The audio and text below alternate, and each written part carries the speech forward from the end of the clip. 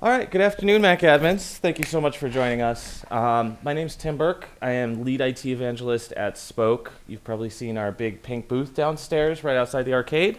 Um, Today we're talking about empowering the Slack-powered workplace. And so I have three awesome panelists here with me today. You guys want to introduce yourselves? I'll start. Yep. Speaking through the catch box. Hi, I'm Erin Merchant. I work at Envoy out in California. Previously at Pixar, I've been Mac adminning for 10 plus years. Hooray. I use Slack, just in case you were wondering. Hi, my name is Rich Trouton. I'm here in a private capacity. I'm also one of the admins for the Mac admin Slack, so I'm here to speak also on the community aspects of Slack. My name is Michael Norton. I'm a systems administrator at a nonprofit out of Massachusetts called VentureWell, and we've been using Slack for just over 2 years now.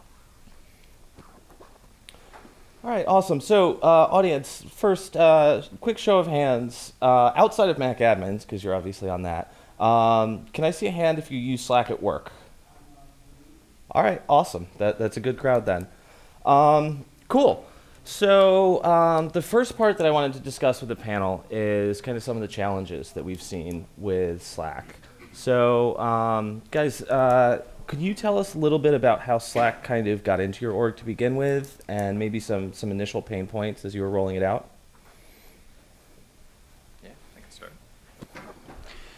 So we've been using Slack for just about 2 years, as I just said, and I've been in my current role for about 2.5 years. So Slack was actually one of the first tools that we rolled out, and it initially started with just the IT team.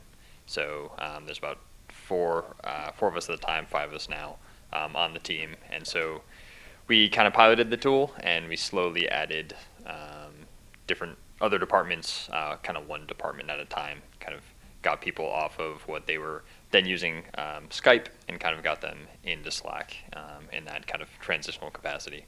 Now, I'm supporting about 60 users or so it's a little bit of a smaller organization. It's a little bit easier.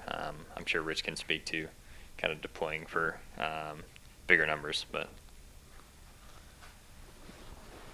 Yeah, from my experience, with the Mac admin Slack, it's that kind of grew organically out of a long time ago. There was the OS 10 server IRC channel, which is where a lot of folks came together to, basically talk and, meet other Mac admins and, figure out common solutions to common problems. But one of the limitations is that it was all one channel. It was hard to have separate conversations because everybody's all talking in the same room, and so the conversation is fragmented, especially if like someone had to leave and now their conversation is like in the scroll back, it's now way back, and you're trying to figure out how to pick that conversation back up. So John Kitzmiller started looking into Slack. And first he started out with a free Slack instance. And, it was an alternative to the IRC channel. And there was, some dissension and discussion and, should we be moving over to Slack? Is IRC fine? But people started joining the Slack instance. And especially once we got, essentially the gift of a paid Slack instance. The Mac admin Slack is effectively a paid subscription that we get because one of our members works for Slack, and one of their perks is that they get the ability to say someone has a paid instance, which is a very nice perk for Slack. And we benefit from it enormously because otherwise there is no way the Mac admin Slack could work, especially with the amount of log retention that we have. Otherwise, I think we have about 25,000 folks in there now, 26,000. Yeah, I think that's about right. Our log retention would be like 30 seconds at this point, I'm pretty sure. But one of the things that helped it, grow was the fact that you could have these separate conversations now. You could have as many channels as you wanted for different things, and you didn't have people kind of piling on top of each other. There's still the general channels, there's still the common discussion channels, but if you want to spin up a new channel for this new thing. You just create it and tell people, hey, I just made this and let's go talk. And I think that's really helped the growth because people are able to go in there and engage with what interests them without having to, frankly, if they don't want to, they don't have to deal with anything else. But I think one of the things that really was a big change was when vendors started coming in. And as part of the code of conduct, it was, it's clear that vendors are not running the show. They're there just like everybody else. But being able to get those vendors in and start those conversations, not face to face, but those direct conversations to say, hey, this isn't working. Can you help me get something that does work? And then actually getting back something that worked. That was enormously helpful. I mean, I don't know if folks are in the Microsoft Office channel, but it used to be, the only way you got to talk to the Microsoft Office team was through Microsoft support, which I will say is of varying quality. But once the Microsoft Office for Mac folks started coming into the Microsoft Office channel, they were able to get much more direct feedback on what their products were doing and also get very direct feedback on what was working and what was not working. And in many cases, the folks from our side going into the Microsoft Office channel were able to talk directly to the person who writes the app that they're having a problem with and saying, hey, I'm having this problem. Can I send you some screenshots? Absolutely. Send it to me. Send me some bugs. Send me the logs. And the next version, maybe the next couple versions down the line, and the problem is fixed. That's huge. That's enormously helpful. And it's all because we're able to have those conversations, and it's all enabled through Slack. Yeah, I think we kind of take for granted how great we have it of having a paid instance. Slack definitely wasn't designed for that community use case, but we have a flourishing 26,000 person community in Slack that has 600 people come out to Pennsylvania. I mean, I almost have to pinch myself a little bit when I look at how successful Mac Admins has been. The last 4 years, it's supported my career incredibly. Whenever I get lost, whenever I have no one else to go to, I go to you guys.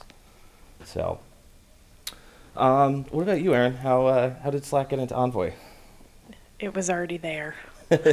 Which was great. I was thinking about this. I can speak to both instances. One where the culture of Slack already exists, and so you don't have any pushback. But also one where you were in a relatively large organization that came out of an IRC generation for the most part, but also is extremely married to email, 110% married to email, and then having to do the manual translation of what efficiencies or what benefits are you going to gain from maybe taking some of those conversations over to Slack. So Pixar was that organization, and we did a similar thing where we spun it up with our team first, and we didn't even know what we were doing really. We knew what the use case was, but figuring out what the balance was between a finite conversation that was happening in Slack that you might want to reference versus something that was actually a directive from on high or something that needed to be a team decision was a challenge that we ran into quite frequently. And we found that we actually had to set boundaries and guidelines around how our conversations would translate in and around Slack, and then maybe migrate out of that into an email to make sure there was consistency.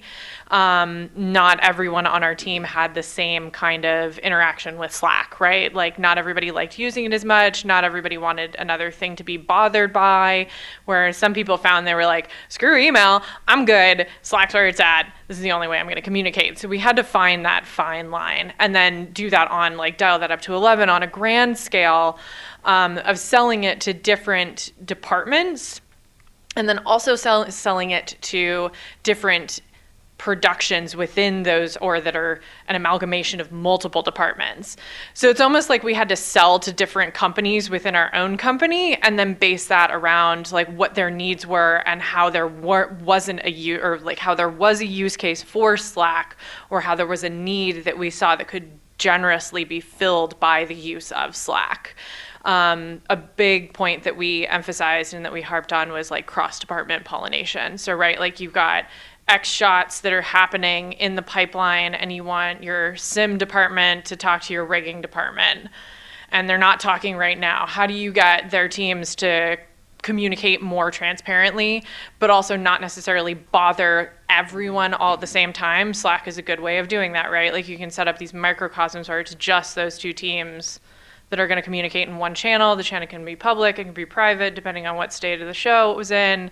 So we started to just see a little bit more of a push. The other thing that we found, and I don't think there's really any like delicate way of saying this, was there was a big generational shift. And it wasn't to say that people weren't willing to try, but just shifting the mindset meant that we also had to find, blanking on the word, we had to find champions. Most of whom were people who were already familiar, either from working in a more modern IRC or chat room environment, or had already been introduced to Slack, or straight up were just using in messaging, like they were using iMessage or WhatsApp as their primary method of communication for work-related stuff, which especially in a film environment is really not great. So we had to find those people who could kind of shepherd everyone along with them especially when you're working in an environment like film that moves very fast, but also moves very slow, can be a challenge. With Envoy, it was super easy for me because it was literally already there. It was great. The company lives, dies, and breathes 95% Slack. So almost all of our communication is done in Slack already. So the challenges that we're running into are more scale questions now. We're about 120 people, a little bit more than that now, actually. And we're finding that we're butting up against our SLAs and our requirements of retention. Having the conversation of do we go full enterprise now? Are we really at that growth stage?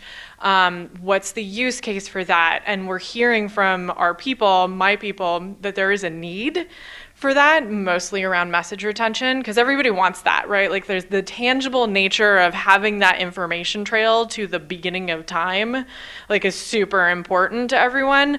But then you're also looking at it from the cost perspective, which is really what it comes down to. It's how important are each one of these individual things from 2015 when you first spun up this instance? Is it really that important? I don't know. How do we measure that? So that's kind of where we're at right now.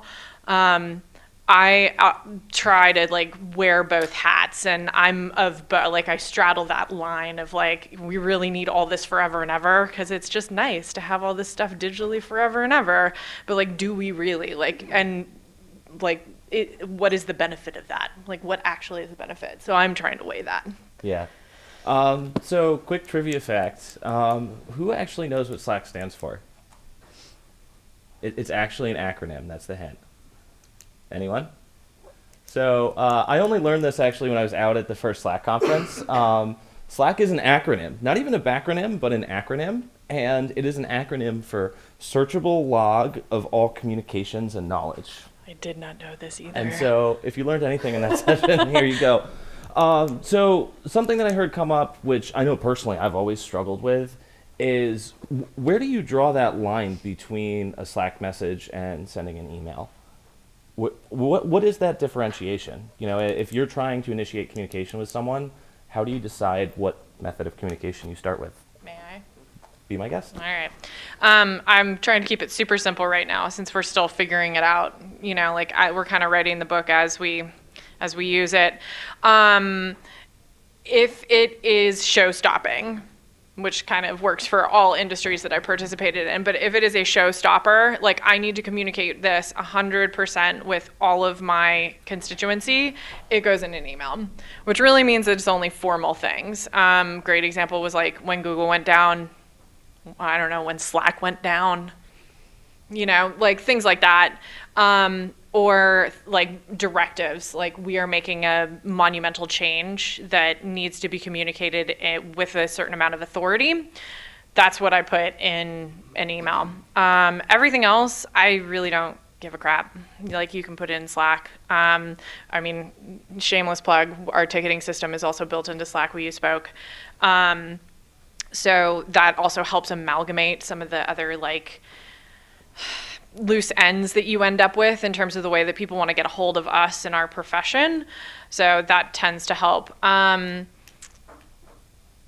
And retros, that's the other thing I will say. I was trying to think of like conversations that maybe I've had. So that's another thing that comes up. We have a full conversation about something in Slack, and then I go, this probably needs to be retained in a little bit more of a like concrete way. Draft it up, send it out in an email to parties involved, and then go on my merry way. I really like to keep my email inbox as uncluttered as I possibly can, because we work in an all SaaS environment. So I'm constantly having conversations with vendors, and if I miss those, then I'm hindering the productivity of my people. So that's my primary concern. So if I'm taking care of them in one location, that being Slack, then I can spend the rest of the time like utilizing my email for external communication, like collaborative communication with folks that don't work inside the walls that I support. What about you, Mike? Do you see that same kind of differentiation that, a lot of your email is much more external, Slack's more internal?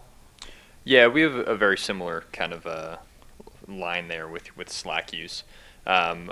Same thing, anything sort of, more official or any sort of policies, company-wide updates, those, are of course going through email. Another thing that kind of the members of the IT team have used, especially in dealing with, either support issues or any, more immediate things that might come up, more immediate things that, you need to grab somebody's attention, we'll use Slack. Just because, we all have Slack on our phones. We have notifications. You can very easily tag somebody or tag a channel. If I set up push notifications for my email, that would go off all the time. So Slack is just a little bit easier to kind of, quickly tag somebody. And even, now that I'm away from the office this week, I'm here obviously at the conference. If anything comes up, my team knows that they can Slack me or text me. That's kind of the easier way to get a hold in case they need something. Gotcha. So what I'm hearing is email system of record, Slack is the more notification kind of, I need your attention right now. Yeah, absolutely. Absolutely. Now, how do you manage your own Slack settings when it comes to like notifications and do not disturb? Do you mute channels? How do you actually deal with the flurry of notifications? Yeah, so I use a combination of things. So I mentioned, having Slack on my phone. That's great. Always connected, right? But there's, I personally have settings so that I get a push notification on my laptop. And then after 1 minute, you can set it after like 1 minute or 5 minutes, different intervals. After 1 minute, if that still isn't read on your laptop, you'll get a notification on your mobile. So having that kind of differentiator, so no matter what device is kind of closest within reach, what device I'm currently logged into, that helps a lot. In terms of managing channels, I personally am a big fan of starring channels. Even though we're kind of a small org, we have a lot of channels, and just each team probably has maybe 4 or 5 channels just for that team for different programs and different purposes. So I personally star the channels that I use the most, and I star a couple of direct messages, direct message with myself that I use all the time for notes and reminders and different bot triggers, which I'm sure will come up soon, and some of my colleagues that I direct message all the time. Because otherwise, I believe the default direct message retention is the last 25 or 20 or so, and that can very quickly add up and get very messy. So I'm a fan of keeping things very clean and having a nice clean UI to keep my headspace clean as well. Now, Rich, how do you manage your notifications for Mac admins? Because you're mentioned like all the time. I kind of disabled the notifications, like the things that like pop up on your phone and buzz and stuff like that. I just turn them off, and that way I only really see it sometimes if I open the Slack app. And honestly, for what I'm doing with community stuff, that's usually just fine. We're all volunteers. No one's getting paid there, so I don't have an SLA for responding back to somebody. And so for my thing, if I go into a channel that I know I'm not going to be sticking around in for that long, like, someone has a question and they ping me and I go into the channel, I then leave the channel. Yeah, more like a drive-by. Once it's done, yeah. And that also helps me, manage how, the message kind of traffic problem. by just being like, okay, I've driven in and I'm out of here. And sometimes that means that I will probably never go into the vast majority of the channels in the Mac admin Slack. We have a ton. I have some that I hang out in frequently, and others I'll go into as needed as an admin or as needed because someone has a question, then I'll just head back out again. No, I mean, I guess going back to Mac admins, I mean, it's the largest Slack community that I've ever seen, like 26, 27,000. Do you mind sharing, I guess, as a volunteer admin, any sort of growing pains that the Slack has had?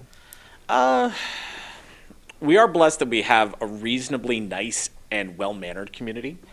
Because I can't remember the last time 25,000 people got together to do anything and not have some problems.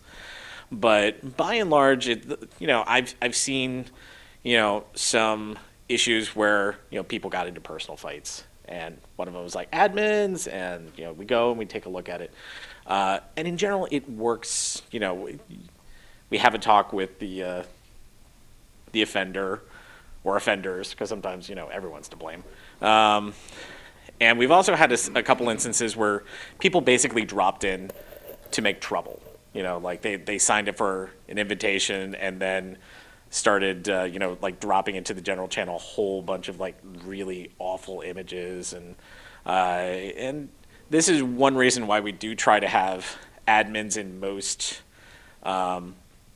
general time zones. Like we have folks in Australia, we have folks in Europe, we have folks on the East Coast and West Coast of the United States. And we keep looking for, more folks to cover more time zones. But in general, when those kinds of things happen, we are able to respond quickly to basically just start deleting, and then we start looking, where did this person come from? Is there a bunch of, did a bunch of new logins pop up from the same IP? Okay, let's ban that IP. Okay, they popped up from another IP. Okay, ban that IP. Yeah, we'll just ban that range of IPs. And you can do that with the Heroku app that handles we can the do that. invites? We can do that with the Heroku app. And sometimes we've just shut down invitations for a while. We've just been like, there was one thing where someone just kept hopping around, so we just left invitation shut down, I think, for a couple days. Wow. And it was one of those things where until we could get a handle on it, we didn't want it's something where our community should not have to deal with that. And by and large, our community is very good about helping the admins, police that kind of thing, and are also, remarkably trusting of the admins to use the power that we have responsibly. And we really try to live up to that trust. Yeah, the community use case just fascinates me, and Mac admins happens to be very well moderated.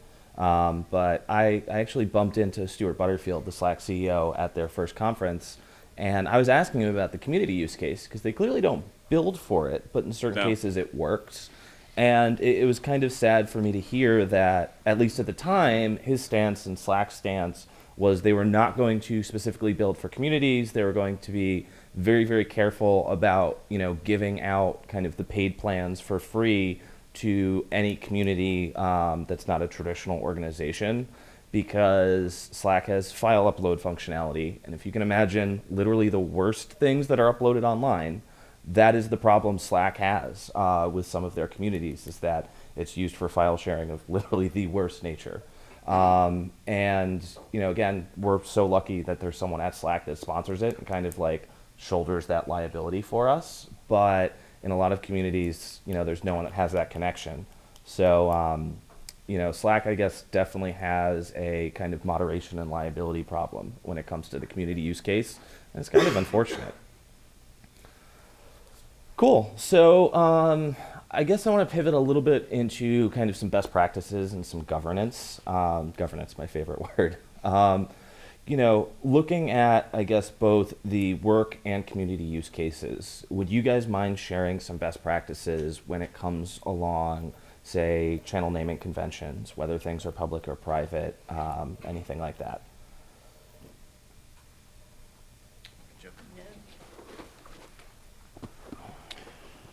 So one of the first things that we did once we started rolling our Slack base out to across the organization was kind of adjust some of the default permissions. Slack by default is very open. Anybody can sort of add apps or create new channels, things like that. And that can lead to all sorts of other problems further down the road. So kind of address the private versus public channels, for instance. We're using it's Slack for nonprofits, which is essentially the standard plan. But with our Slack partnership and our nonprofit status, we get it for free. So that works out very well for us as a nonprofit, but with that, of course, comes some limitations.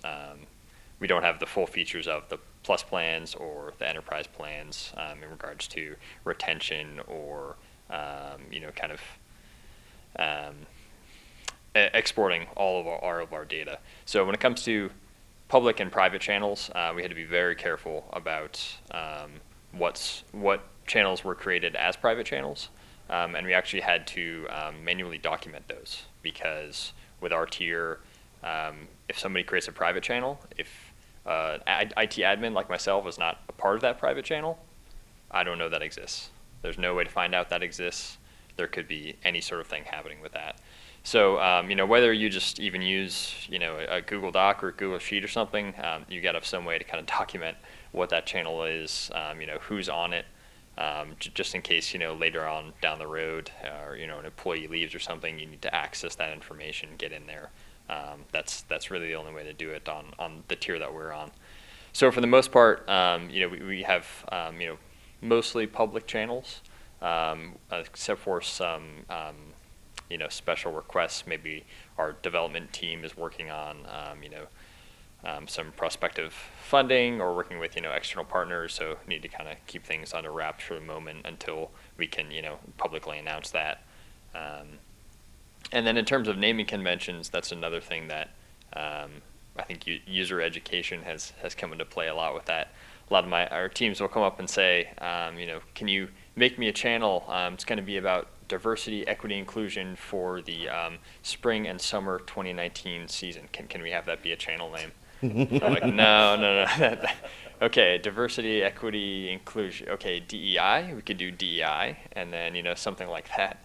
But to have a clear naming convention helps a lot as well. So we kind of stick with the department, and then a hyphen, whatever that program is. So in that case, it could be development hyphen DEI or something like that.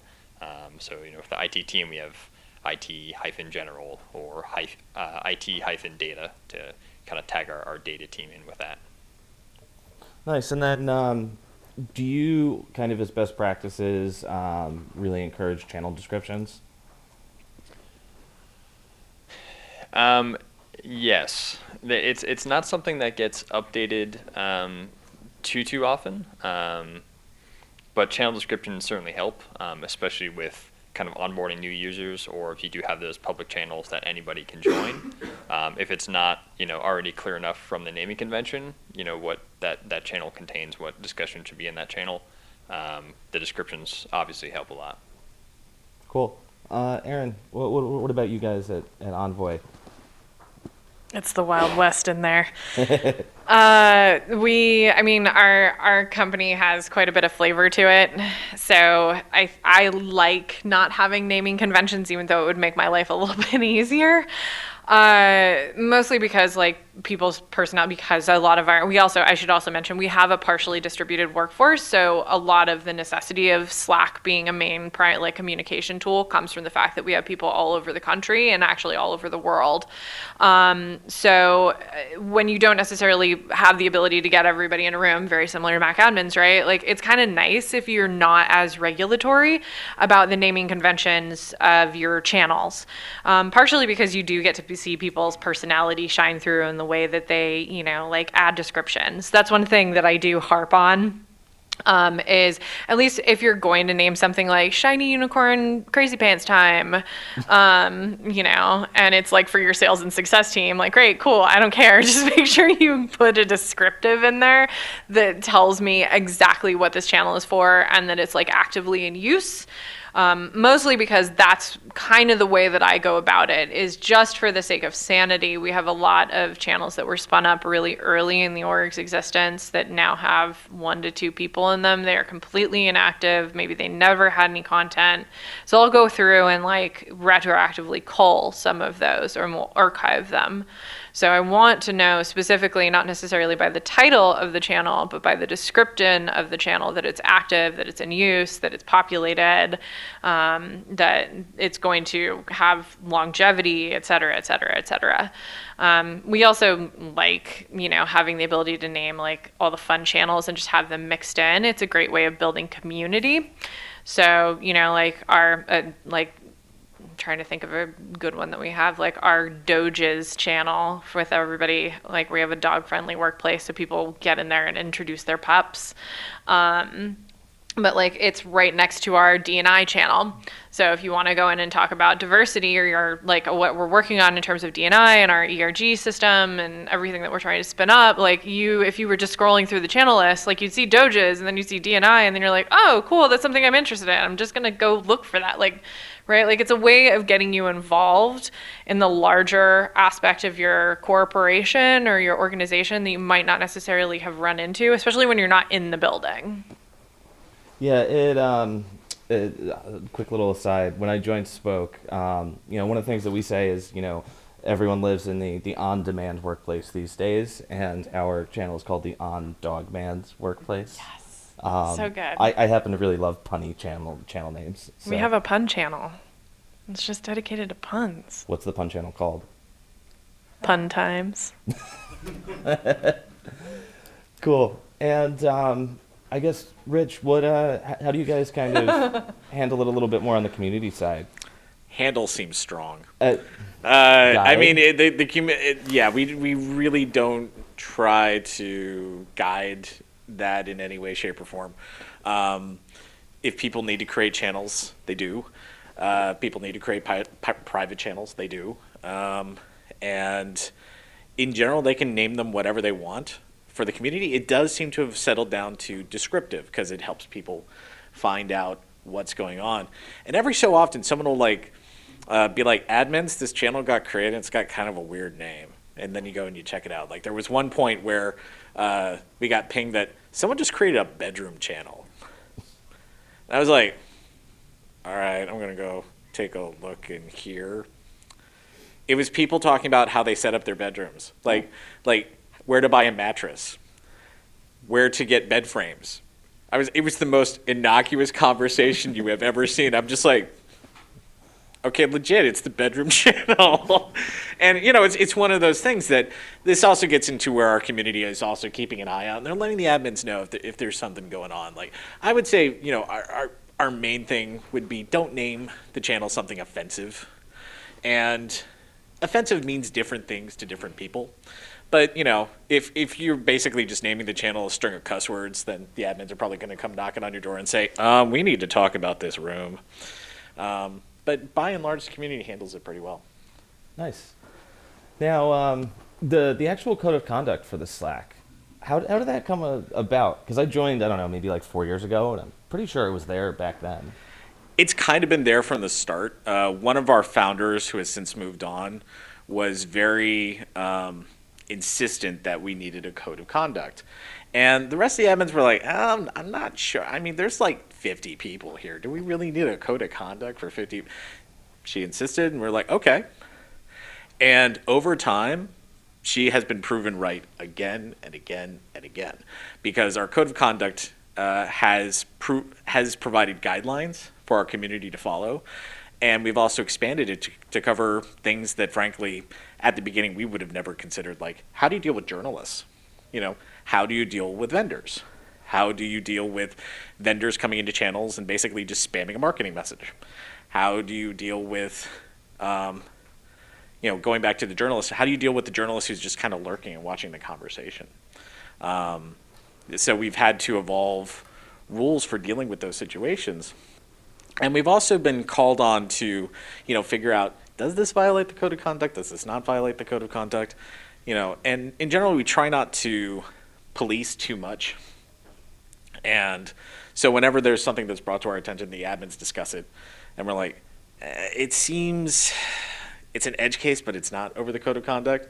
Or, oh yeah, we got to talk to this person. And by and large, when we talk to folks about it, they're like, oh, okay, I get it now. There's a problem. And yeah, I think overall it's worked pretty well to guide our community because it also gives us a clear set of rules to follow. People may argue about what those rules mean, but in that case, we're like, all right, if you have questions, ask the admins, and we'll provide an answer. Like, I remember I had one guy who was like, he was one of those folks who like questions every rule, and he was like, well, who says that? I was like, well, when you come down to it, I do. I'm saying it's against the code of conduct. I would like you to stop that. I have discussed this with the rest of the admins. We are in agreement. This is against the code of conduct. So stop. And he did.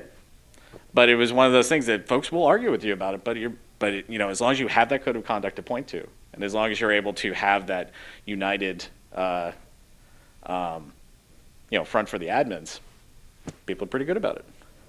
Yeah, I mean, it's funny because at the end of the day, we're talking about two really separate use cases, the community and then the work use case. Because in a community, you misbehave.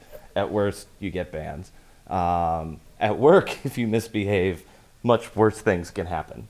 And I know, like, when I initially rolled out Slack, we had some real gray areas where folks were getting a little bit too comfortable in workplace communication. And, some folks had to be reminded, hey, maybe this is a conversation better for iMessage or WhatsApp. And then also there are other conversations that we wanted to bring back in from personal messaging. Like I know, Erin, you said like iMessage and WhatsApp and the like are very prevalent in the film community. But if I have my security hat on, personal messaging apps for work give me heartburn.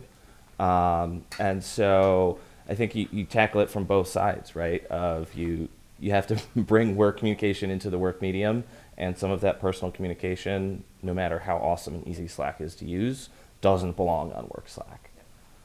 Also, I'm thinking, generally for work Slack, what is your recommendations on kind of profile photos and like names and usernames? Do you have a real name rule? No, we don't. Kinda we do. I'll put it that way. It's not required, but it's suggested. I don't care.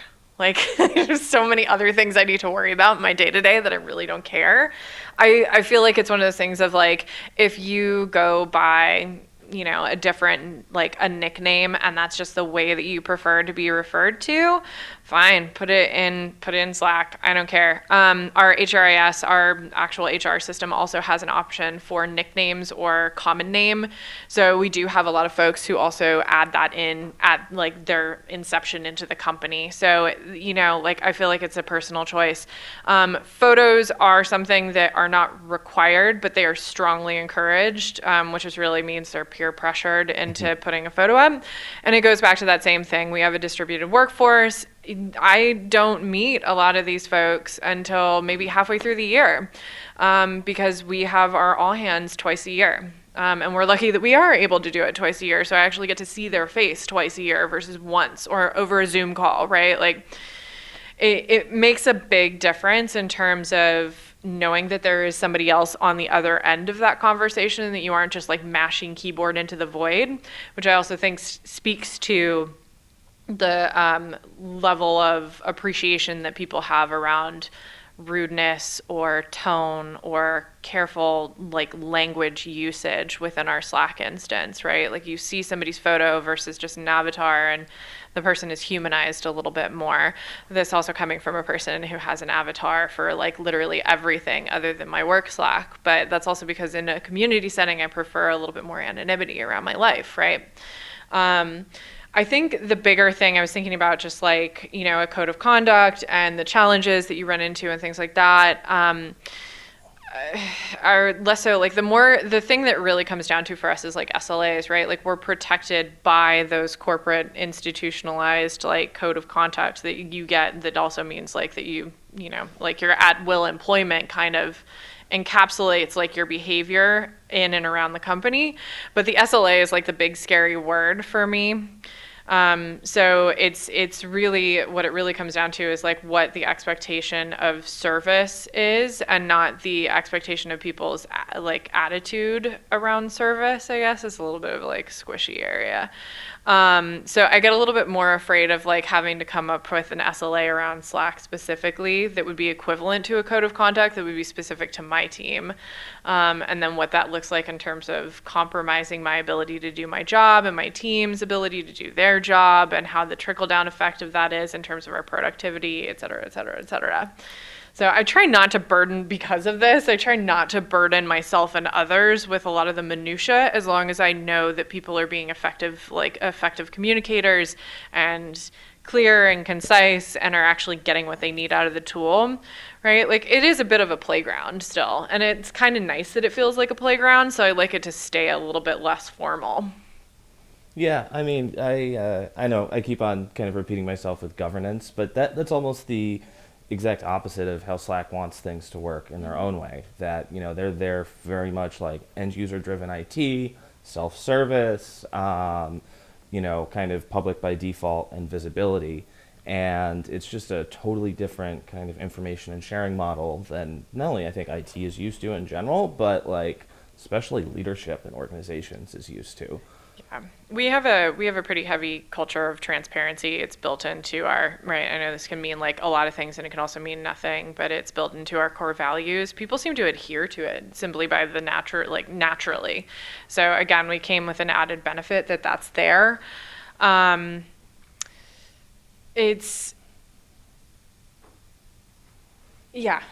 I don't know.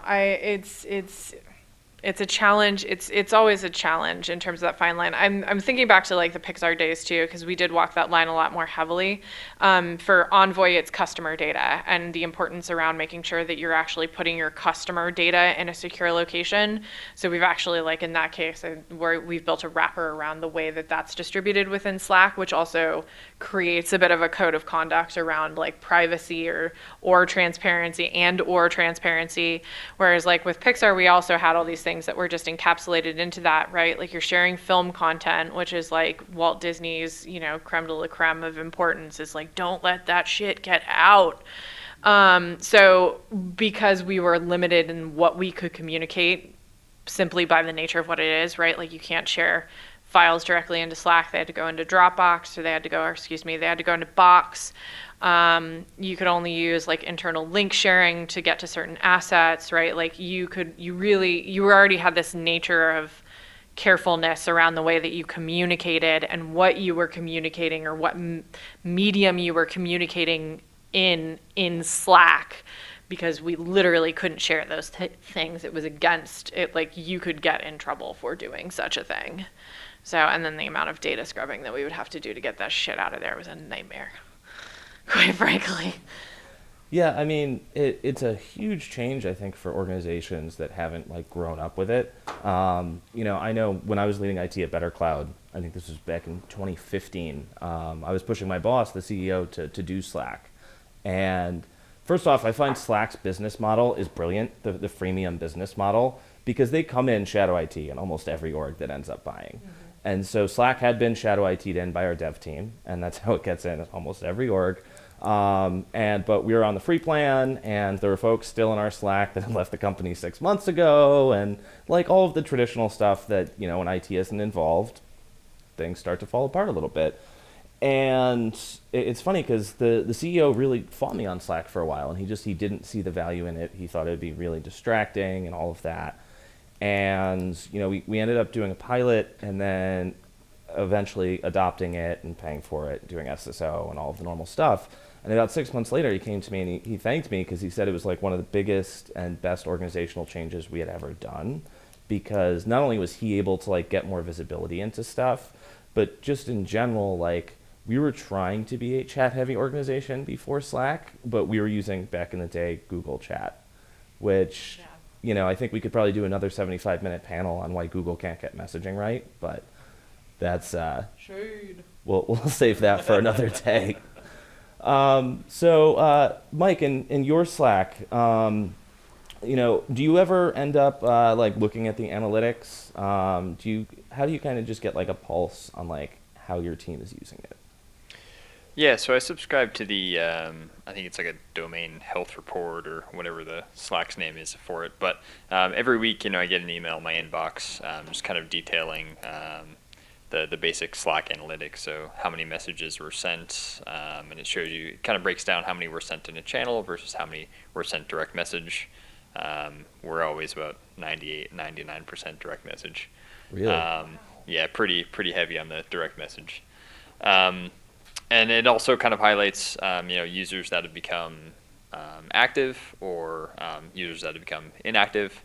So sometimes there's maybe a little flag there in case somebody, forgot to deprovision a user, or maybe somebody just went on vacation, so they didn't use Slack for a full week, something like that. Now, well, Erin, and you guys aren't 99% DM, are you? No. Do you know like even rough numbers off the top of your head? God, no. I was actually just thinking, I was like, I could look this up right now. Cheat. I think I'm gonna estimate, because like every time I look at it, it's like very anecdotal. I'm like, oh, okay. I think it flip flops on a week to week basis for us. It's like 60-40, 40-60 basically, and you can kind of see, especially because like a good portion of our org is sales driven. You can kind of see how that ebbs and flows in terms of what's going on in the company. So as we get closer to the end of quarter, things tend to get a lot louder in the public channels. Oh, yeah. And same with our eng department as well, right? Like the closer they get to like a roll or a release of something, it gets a lot chattier in the larger general channels that are associated with the departments. And then it starts to pull back from that as you get like into the new quarter, into the middle, where it's either like a breakout channel that exists, or DMs. And that's mostly with our distributed folks. If there's an expectation that no one else needs to be involved in the conversation, which is ultimately the detriment of the DM, though Slack's gotten a little bit better about like allowing you to amalgamate those conversations if you are DMing with someone. I think our culture is simply one of, there's a fear that someone may be excluded from a conversation. It's a good problem to have, the best problem. The fear that someone might be excluded from a conversation they need to have input into, so err on the side of transparency over going into a DM. There's also the detriment of that, whether it's via DM or in a channel that you're then oversubscribed in all senses of the word, which is where all those handy dandy mute buttons come in. And then the question is, like in a fast moving, tiny ass startup, like how much are you missing, right? Like how behind are you? So it's a balance. Rich, I saw you looking something up. You have some stuff to share with I'll us? look mine up now. Yeah, I totally cheated and looked mine up. So, like, for the last one I got was for the week of June 30th through July 6th. We added 108 members. 303 became inactive. Total members is 26,858. Wow.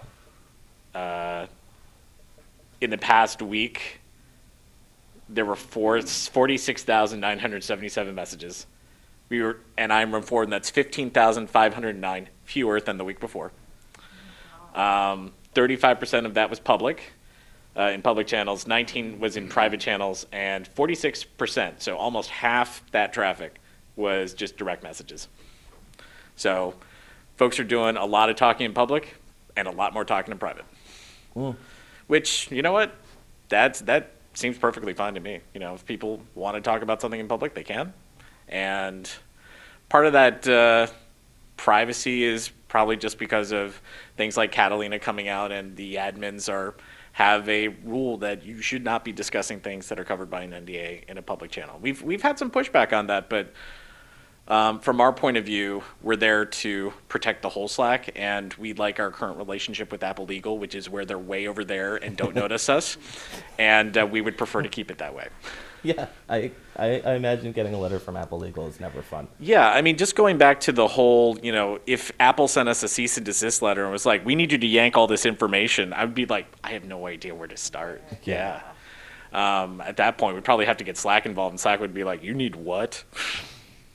Yeah, I mean, they're doing us a favor already. We don't want to ask for more, right? Yeah.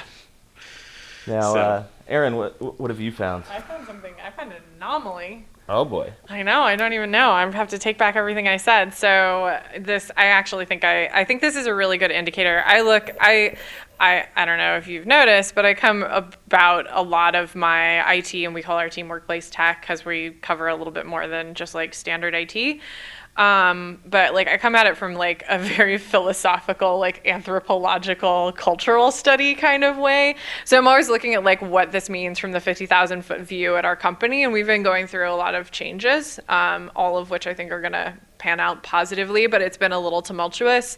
So we have 185 total members. We do a lot of cross communication between, that's way more than our actual internal employee count. We do a lot of cross communication with like vendors, elsewhere, like external invites, etc., design consults, blah, blah, blah, blah. Mostly because we're the one who owns the Slack channel. Like when we're talking to a lot of contractors and stuff, they don't have their own instance.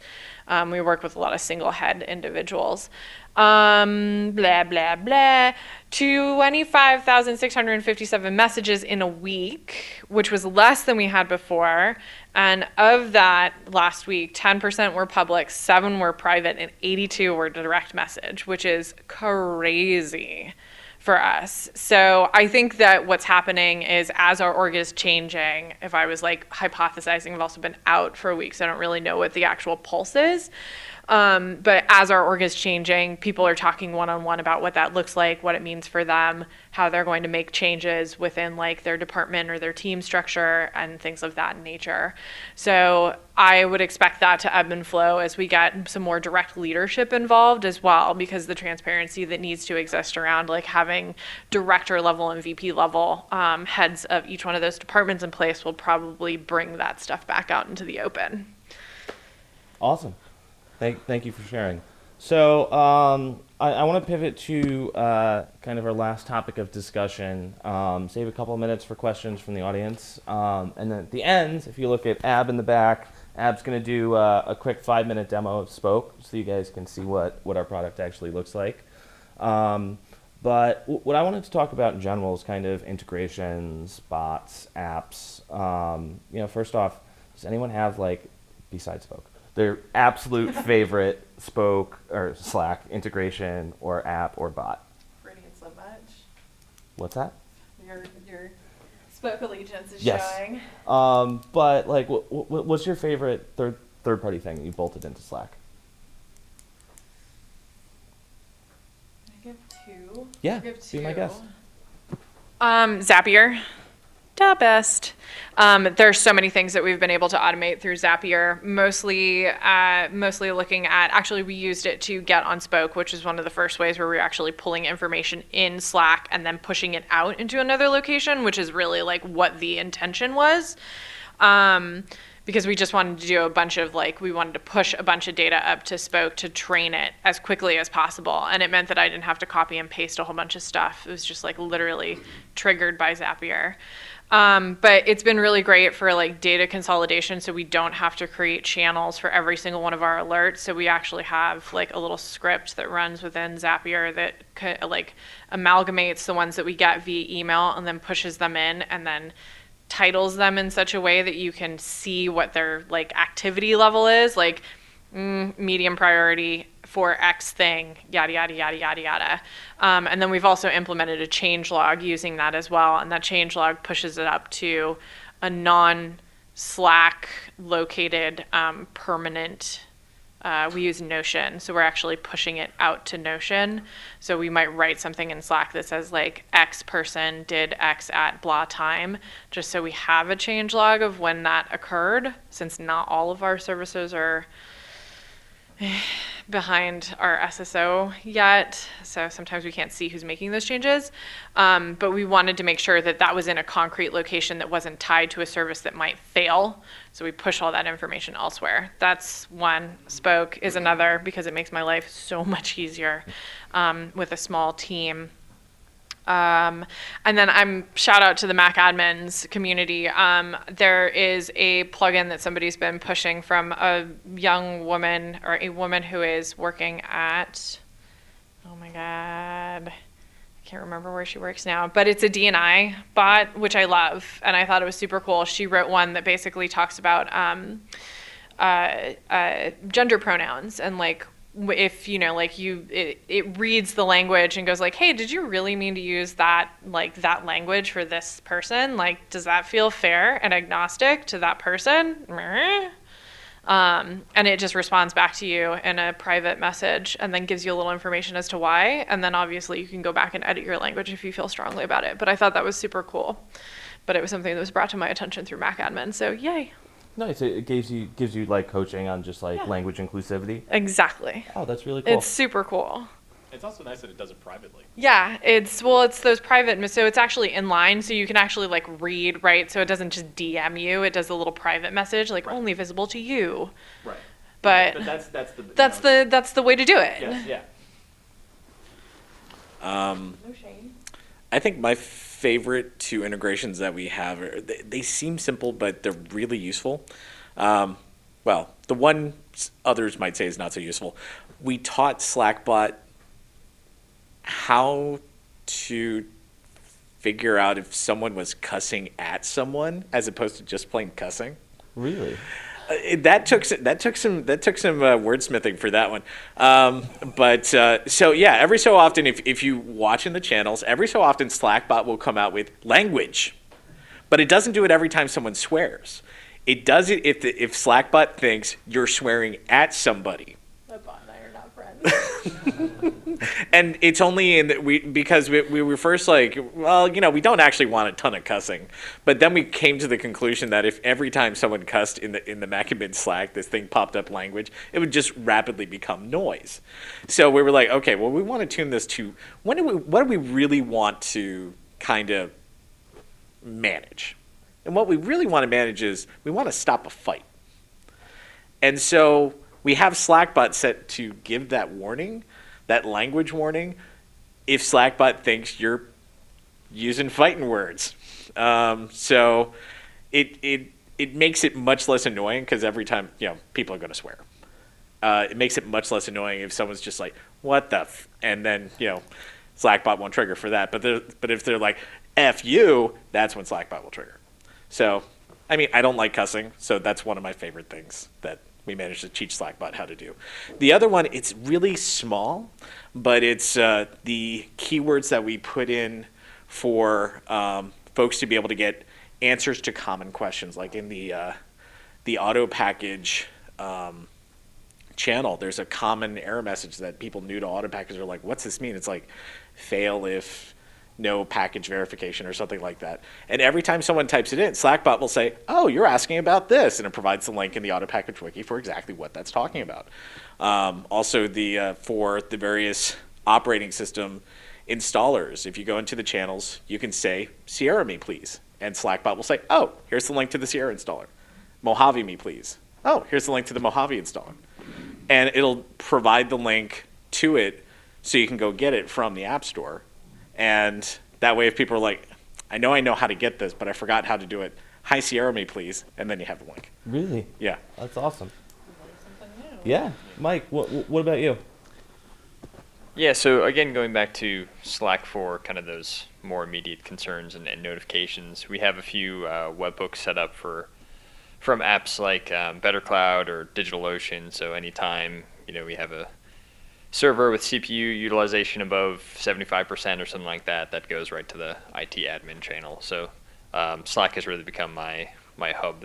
That's the place that I'm always checking for stuff like that. And then the other app integration, which doesn't sound all that sexy, but I'll tell you the use case is Google Calendar. So in all of our conference rooms, we have a Slack user. In all of our conference rooms, we have a Mac Mini. tied to the TV, and there's a Slack user on that Mac Mini Slack. And so that comes in handy if anybody needs to share a file and put it up on the big screen. If they're in like a Zoom meeting or something like that, they can Slack the conference room essentially, that attachment or that link or whatever, and easily open it up.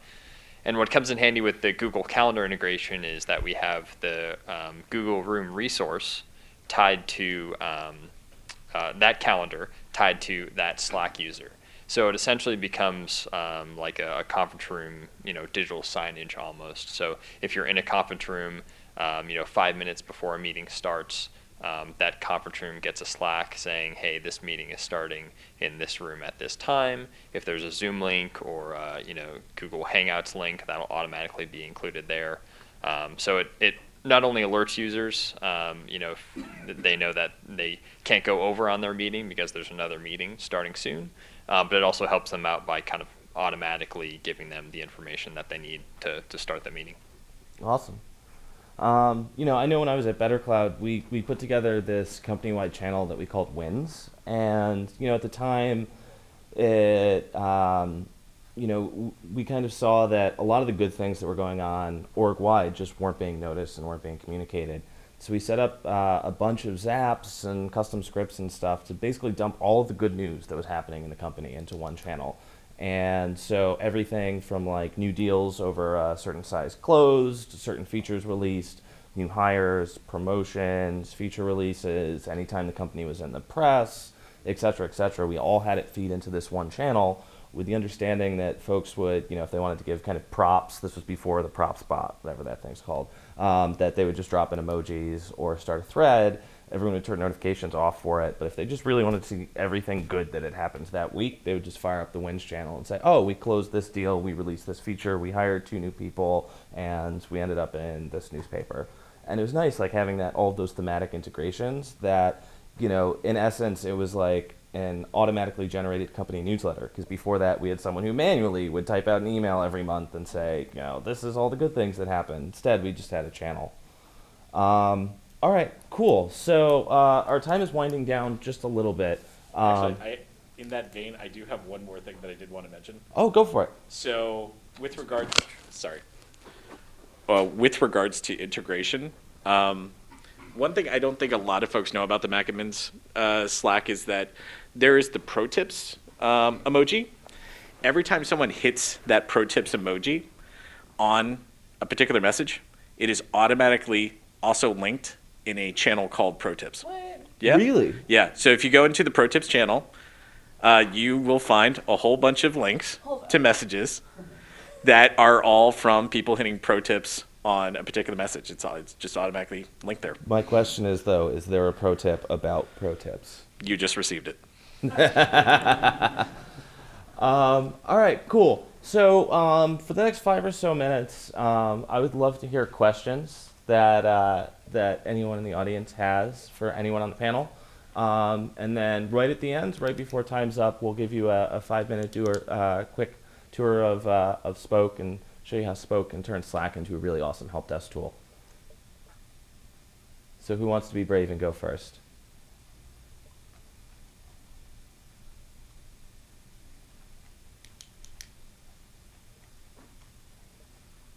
All right, cool then. Ab. I did have a quick question. Do you ever see, I curse at software sometimes a lot. You see Mac admins F2, Windows. That's why. I only deal with the typed words. Yeah. What you say in the privacy of your own office is up to you. I actually have, even if it's just a nod, I'm curious if our experiences are mirroring those of you who raised your hand and are active Slack users. Do you find that these are practices that you're already implementing?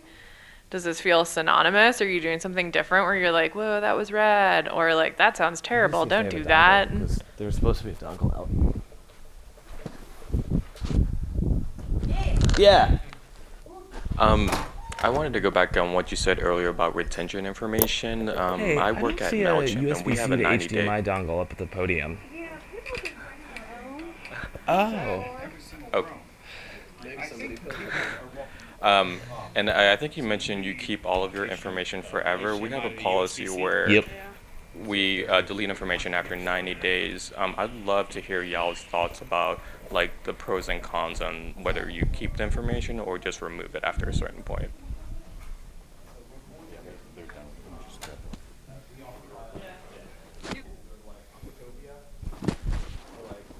I mean, as far as the Backabins channel goes, we keep it forever. However, you can set per channel Awesome. Thank you retention. so much. So if you have some channels where you don't want the conversation to stick around forever, you can make They it not tend to stick grow around forever. legs, I know. So we are limited also by our plan right now. So we do have that going for us, but I'm getting a lot of push right now from my people to retain things forever. I don't know where I sit in that camp yet. I can totally understand the desire to have content for the last year, and I think that's depending on what your industry is, because I like coming from the film industry, that's freaking crazy, right? Like your show starts 3 to 6 years prior to you actually being in production, and there's a lot of data that's actually tied into that full retention and credits and money, and there's a whole bunch of things that are related to that. So requirement is there. It's also the reason we ran into this philosophical difference with email first, right? So we very recently, unfortunately very recently, it should have happened a lot earlier, moved everybody from Sunmail to Google at Pixar. That's really And fun, so you get in recorded. doing that, we had here. like a really long discussion about how we were going to migrate over somebody's mail that was like 20 to 25 years worth of stuff, including the fact that Pixar, fun fact, was an ISP of its own for a while. So you're looking at the scenario where I have to tell somebody that I may or may not be able to bring all of this over for them. Also, you need to separate out your personal from your work life because you didn't know that that was a thing you were going to need to do 20 years ago, blah, blah, blah, blah, blah. So I think we tried to apply the same retention necessities to our Slack instance in that case, at least. So it was basically at least 3 years worth of data, but that's crazy, right? Like you're a 20-year-old company, you're potentially going to be using Slack or Slack equivalent for 20 more years, so they can make us cry for 20 more years. But like in doing so, like how much of that do you really need, right? And then what's actually appropriately archival? I don't see that scenario playing out in the same way when you're just working in a standardized SaaS environment. I also realize that I come from this at like a little place of privilege, right? Like I work at a startup. Like who fucking knows what's going to happen tomorrow? So you got that going, but then on top of that, right, like how much of that data is truly going to be relevant to me in like 3 months, 6 months, a year? I don't know. But like for an educational institution, for a community, where you actually do need or want historical retention because your things don't move as quickly or they are in less of a state of flux for whatever reason, I can definitely see having retention be a higher priority. Does that help? Okay, cool. Cool. I think we have time for one more question. I want to throw the box again. I can go deep if you want. Oh, God. Yes. He's going back. Broken wrist. Oh, nice. And if you guys don't mind, let's just keep it quick so we save 5 minutes for Ab. That was it. I just wanted to throw the I box. just want to go deep. Thanks for humoring me. If you guys don't mind, I'd love to give the panel a hand. Thank you so much for everything. You're awesome. Thank you. Oh yeah, also random fact, today's my birthday. Happy birthday! Yeah, happy birthday, Tim. And with all of that said, we would love to show you guys Spoke real quick. Awesome. First of all, quick thank you to Tim as well on his birthday here at Mac Admins, running the panel and all the prep for it. So appreciate that. I was sitting back there and, not on purpose, I was seeing a bunch of you on Slack. But such is kind of life in IT when you're at a Slack company. So over the past year at Spoke, we've been working with companies like Envoy, Mapbox, TripActions, a lot of like cloud forward companies that are using Slack org-wide, and how the IT teams are kind of putting some order to the chaos when it comes to Helpdesk. So at Spoke, We built what we think the best help desk tool for companies and IT teams using Slack. So really, I want to keep it really quick, walk you through three scenarios. Kind of stories what a lot of IT folks have been sharing with me over the past day about what you deal with.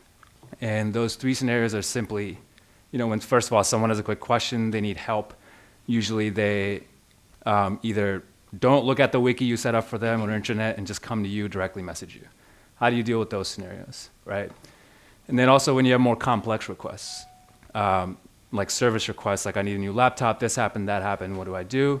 How do you capture all that in Slack in a trackable way so that you're not living in a world with all these red pings everywhere? So, as I walk through just these kind of three simple scenarios and how we approach it at Spoke, just think about a couple of things, like how simple it is to use both for you as agents and also for the rest of the company. And the second thing would be, think about the day-to-day interruptions that you get that are kind of out of your control, people coming to you for help for different things. How this might help cut those down a lot. The interruptions and the context switching. So I have Spoke open right here in Slack. I can talk to it just like I do with my colleagues. So I'll use a really simple example to start. So the quick question, like, hey, what's the guest, Wi-Fi password? Question that is obviously like, duh, but you get asked anyway. So here Spoke knows that I'm based in the San Francisco office, and it's giving me the San Francisco guest Wi-Fi password right there in Slack. Took me a couple seconds. I don't need to go to anyone or even look anything up anywhere, right? Like if this helps, I'm kind of good to go. And then there's kind of that second scenario. People might direct message you or put something in a channel and create, noise in a channel. So let's say earlier today there was a chipmunk walking around the hallways. Like that's a real story. So if I say something like, what's the deal with this chipmunk in the hallway, my account or Spoke really shouldn't know the answer to this. But here I can, with one click, use this Ask Spoke action, turn it into a ticket, and file it with the right team so that someone's working on it, it's assigned, and the whole conversation doesn't have to happen in a channel. But at the same time, in this ticket, you can also just start a thread and have a full conversation, like say, oh, it's gone now, on this thread. And what it does is there's a two-way sync between that thread and the ticket in Spoke, which is the system itself. And you see that comment right here. And the third really quick example is, those more complex requests, service requests, and things of that nature. So let's say if, we're having an office party and I spilled champagne on my laptop.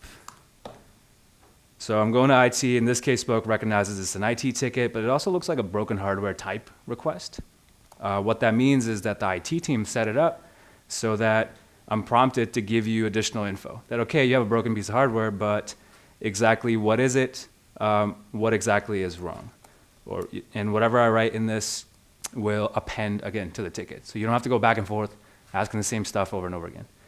And then last quick thing, like this is all customizable. You can use it for any use case. And in the ticket itself, when this ticket comes in, it's broken hardware type. There's a bunch of automated tasks associated with it that are automatically created, assigned cross-functionally, so you can really easily pull in HR facilities, other teams you work with on a day-to-day basis. So just three really quick examples of scenarios. If you're obviously interested, just check out askbook.com. Grab me if you are curious, and we can talk about specifically how you all use Slack at your company. But yeah, that's kind of the quick intro I wanted to give everyone, in case you're just curious of what's new out there in terms of Helpdesk. Yeah, if you're curious at all, definitely come down. We have really cool socks at our booth. Yeah. So we asked the Mac admins community what they wanted for swag. You said socks, so Yeah. we brought custom socks. I joined Spoke about a month ago, and what I think is really cool is in any org that's using Slack is going to serve some sort of help desk function. Like users are going to post about problems in Slack. They're going to DM you with problems anyways. And instead of trying to extinguish that and say yep, open a Zendesk ticket, open a Jira Service Desk ticket, instead of trying to like change their communication style and have that barrier and make things more difficult, why not meet them where they want to be served and get the beauty and the simplicity of Slack, but with full ticketing and all the system of record stuff that you need behind it. So definitely stop by, check us out. We've got socks, we've got t-shirts, and otherwise, thank you very much all for coming. Yeah, thank you.